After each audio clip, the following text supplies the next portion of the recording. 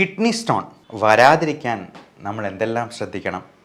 അഥവാ വന്നു പോയെന്നാൽ അത് മൂത്രത്തിലൂടെ അങ്ങ് പോകാൻ നമുക്ക് എന്തെല്ലാം കാര്യങ്ങൾ ശ്രദ്ധിക്കാൻ പറ്റും? ഇനി മൂത്രത്തിൽ പോകാത്ത കല്ലുകളുണ്ടെങ്കിൽ അതിന് എന്തെങ്കിലും ഒറ്റമൂലി പ്രയോഗങ്ങൾ ചെയ്യാൻ പറ്റുമോ?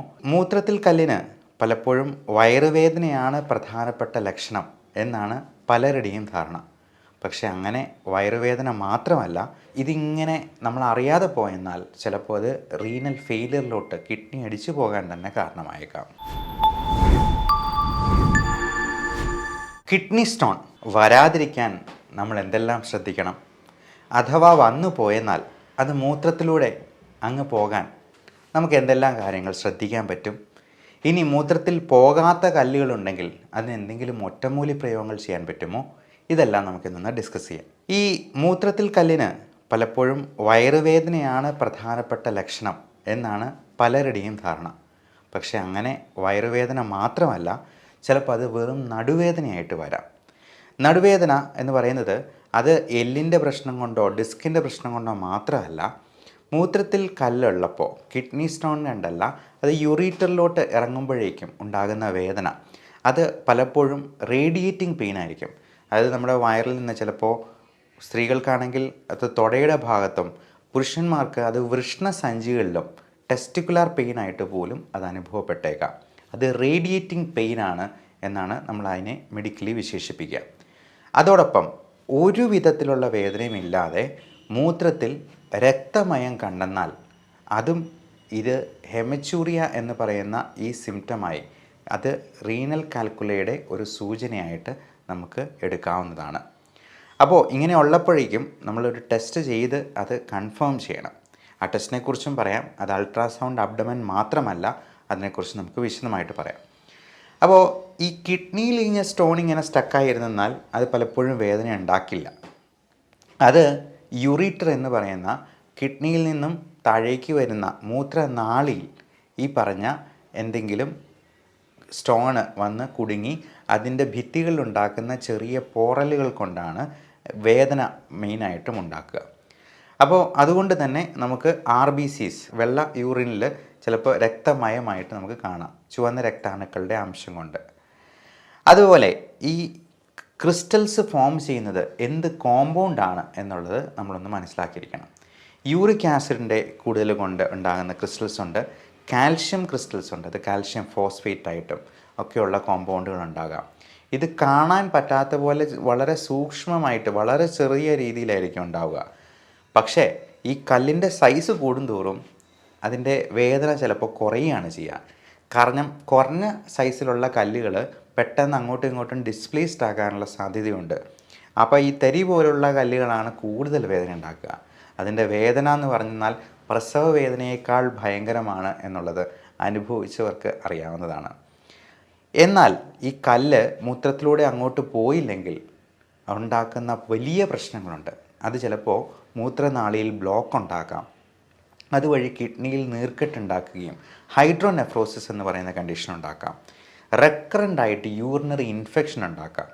അതായത് എപ്പോൾ നോക്കിയെന്നാലും മൂത്രത്തിൽ ഇഷ്ടം പോലെ പസൽസ്, ന്യൂമറസ് പസൽസ് അല്ലെങ്കിൽ WBCs എന്ന് കാണിക്കുന്നത് കാണാം. അതുപോലെ ഇതിങ്ങനെ നമ്മൾ അറിയാതെ പോയെന്നാൽ ചിലപ്പോൾ അത് റീനൽ ഫെയിലിയറിലോട്ട് കിഡ്നി അടിച്ചു പോകാൻ തന്നെ കാരണമായേക്കാം. അപ്പോൾ അന്നേരം ക്രിയാറ്റിനും യൂറിയൊക്കെ കൂടി കഴിയുമ്പോഴേ നമ്മൾ ചിലപ്പോൾ മനസ്സിലാക്കാൻ പോലും സാധ്യതയുള്ളൂ.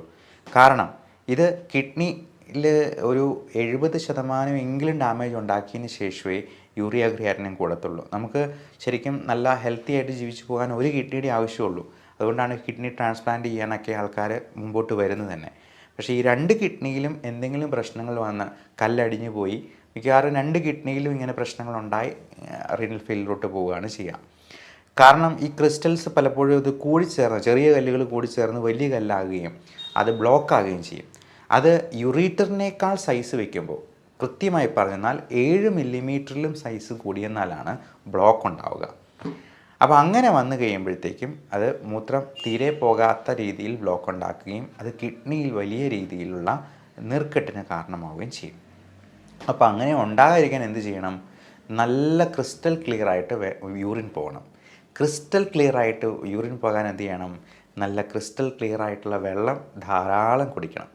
1.5 ലിറ്റർ യൂറിൻ ഉണ്ടാകുന്ന രീതിയിൽ നമ്മൾ ഒരു ദിവസം 3 ലിറ്ററെങ്കിലും വെള്ളം കുടിച്ചിരിക്കണം എന്നുള്ളതാണ്.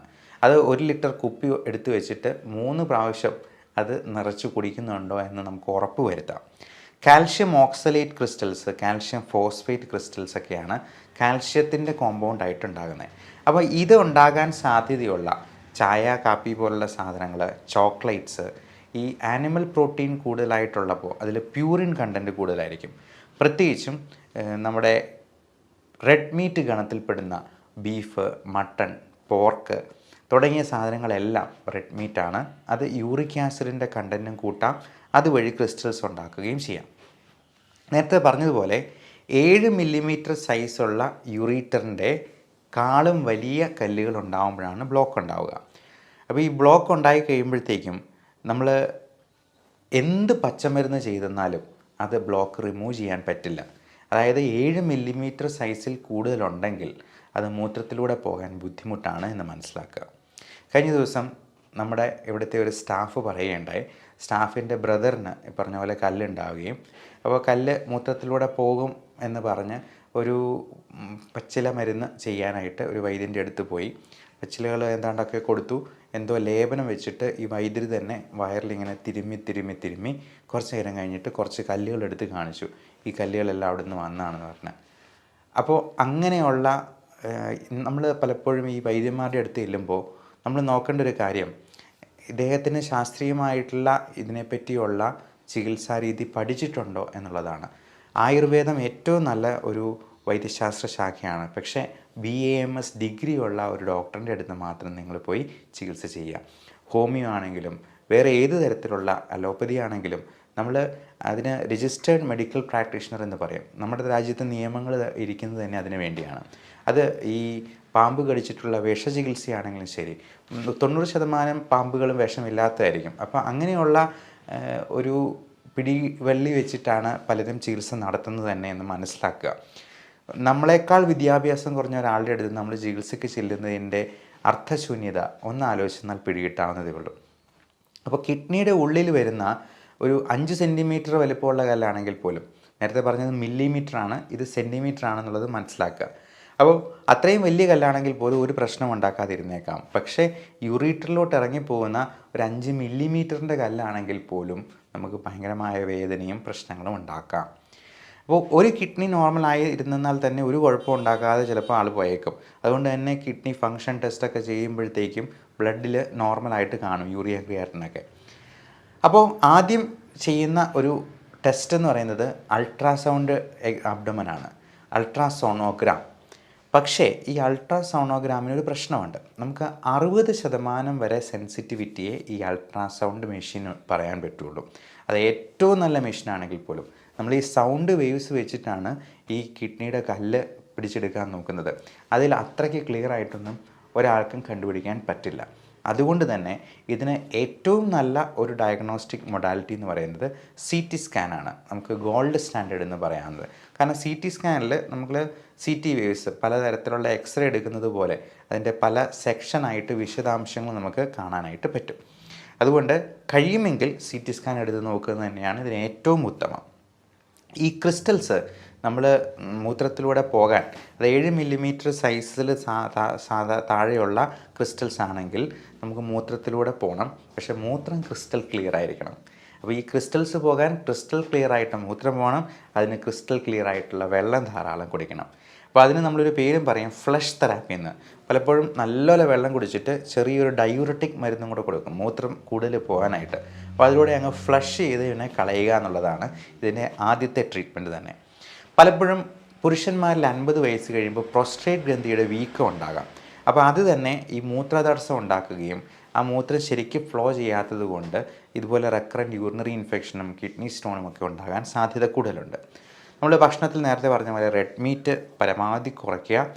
അതുപോലെ ഈ ആനിമൽ ഓർഗൻസ് ആയിട്ടുള്ള, അതായത് ലിവർ, ഇപ്പോൾ കോഴിയുടെ ഹാർട്ട്, ഇങ്ങനെയുള്ളതൊക്കെ ഹൈ പ്യൂറിൻ കണ്ടൻ്റ് ഉള്ളത് കൊണ്ട് അത് പരമാവധി കുറയ്ക്കുക. ഏറ്റവും പ്രധാനം നമ്മുടെ ആൽക്കഹോൾ, ബിയർ ഇൻടേക്ക് മാറ്റിവെക്കുക എന്നുള്ളതാണ്. പുകവലിയും നമ്മുടെ രക്ത ഓട്ടം കുറച്ച് കളയുന്നത് കൊണ്ട് അത് കിഡ്നി സ്റ്റോണിന് കാരണമാക്കാൻ സാധ്യതയുണ്ട്. അതുകൊണ്ട് സ്മോക്കിങ്ങും ആൽക്കഹോളും അങ്ങ് ഉപേക്ഷിക്കുക തന്നെയാണ് ഏറ്റവും നല്ലത്. Sea food items, shell fish, പലപ്പോഴും കൊഞ്ച്, ഞണ്ട് പോലുള്ള സാധനങ്ങളൊക്കെ കൂടുതൽ പ്യൂറിൻ കണ്ടൻ്റ് ഉള്ളതാണ്. അതുപോലെ സോൾട്ട് ഇൻടേക്ക് പരമാവധി കുറയ്ക്കുക, പഞ്ചസാരയുടെ ഉപയോഗം പരമാവധി കുറയ്ക്കുക, പാലുൽപ്പന്നങ്ങളും പരമാവധി കുറയ്ക്കുന്നതാണ് നല്ലത്. ജീവിതാവസാനം വരെ പാല് കുടിച്ച് ജീവിക്കുന്ന ഒരേ ഒരു ജീവി മനുഷ്യൻ മാത്രമായിരിക്കും. പശുവിൻ്റെ ക്ടാവിന് വേണ്ടി സൂക്ഷിച്ചു വെച്ചിരിക്കുന്ന പാല് നമ്മൾ അടിച്ചു മാറ്റി കുടിക്കുക.